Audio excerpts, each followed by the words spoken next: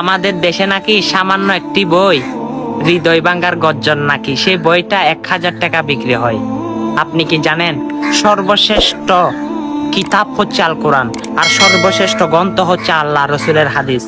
সে হাদিসের মধ্যে আল্লাহ রসুল বলে, যে কালেমার দাওয়াত মানুষের কাছে পৌঁছালো আমি তাকে হাত ধরে জান্নাতে নিয়ে যাইব।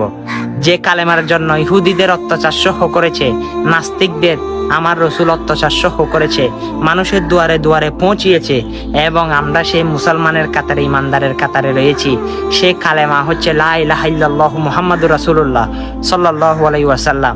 ওই বই দিয়ে সোশ্যাল মিডিয়া তুলফাত, দেখা যাক আজকে কালেমা দিয়ে সোশ্যাল মিডিয়া কয়জনে তুলফাত করেন। হয়তো আপনি ভাবতেও পারতেছেন না, ভিডিওটা যদি শেয়ার করে দেন হাজার হাজার মানুষ কালেমার দাওয়াতটা শুনতে পারবে।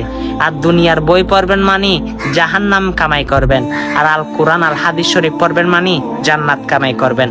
যার উপর বিশ্বাস রয়েছে আল কোরআন এমন হাদিস আপনাকে জান্নাত পর্যন্ত নিয়ে যাইবে, তারাই আজকে কালেমার দাওয়াতটা শেয়ার করে সকল মানুষের কাছে পৌঁছে দিবে। আমিন।